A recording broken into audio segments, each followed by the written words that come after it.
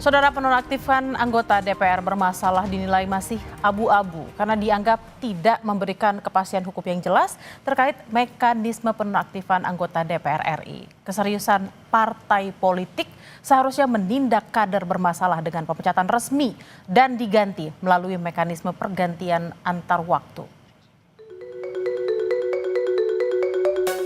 Aksi protes terjadi di berbagai daerah di Indonesia dalam sepekan kemarin. Salah satu pemicunya adalah pernyataan sejumlah anggota DPR yang dinilai nirempati terhadap kondisi rakyat. Merespons aksi massa, partai politik lalu menjatuhkan sanksi terhadap kader-kadernya yang bermasalah.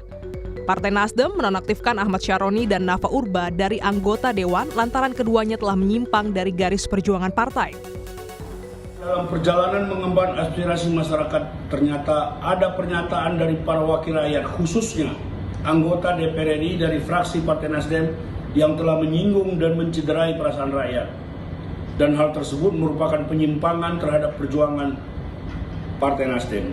5. Bahwa atas pertimbangan hal-hal tersebut di atas, dengan ini DPP Partai Nasdem menyatakan terhitung sejak Senin 1 September 2025, DPP Partai Nasdem menonaktifkan Saudara Ahmad Syaroni dan Nafa Urba sebagai anggota DPR RI dari fraksi Partai Nasdem.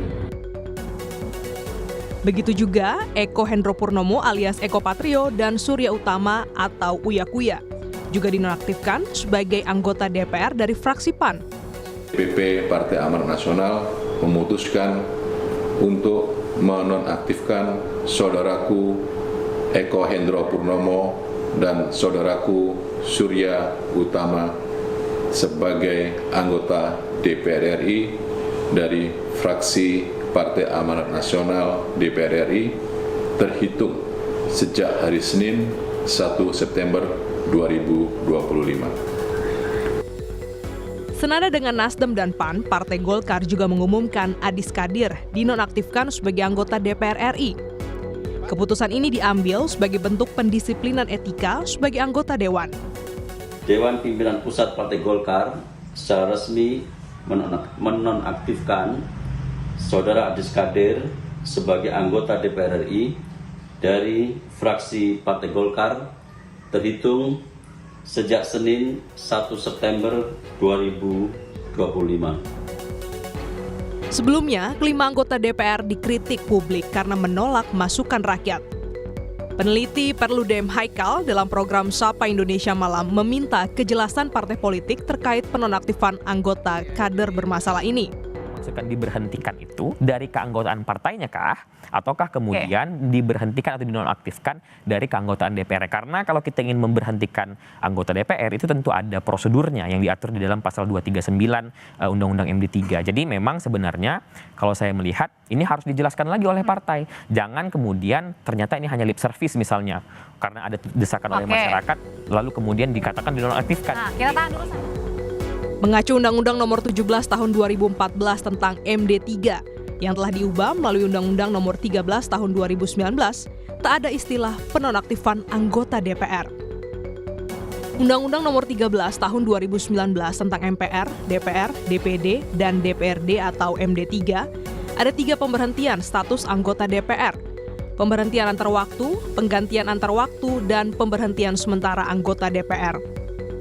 Alasan anggota DPR berhenti antar waktu diantaranya meninggal dunia, mengundurkan diri, dan diberhentikan. Ketua Badan Anggaran DPR, Said Abdullah menyebut anggota DPR yang dinonaktifkan masih menerima gaji. Said mengatakan berdasarkan Undang-Undang MD3 tidak ada istilah nonaktif. Namun, ia menghormati keputusan partai menonaktifkan kadernya sebagai upaya meredam situasi. Kan belum ada PA. Baik tatip maupun Undang-Undang MD3 memang tidak mengenal istilah nonaktif. Namun saya menghormati keputusan yang diambil oleh Nasdem, PAN, Golkar. Kalau dari sisi aspek itu, ya terima gaji. Secara teknis dan aturan. Iyalah. Sejumlah anggota DPR yang bermasalah kini telah dinonaktifkan. Pimpinan DPR dan Parpol juga telah berjanji untuk berbenah. Publik kini menanti keseriusan mereka menghadirkan wakil rakyat yang lebih berkualitas dan berpihak pada kepentingan rakyat. Tim Liputan, Kompas TV.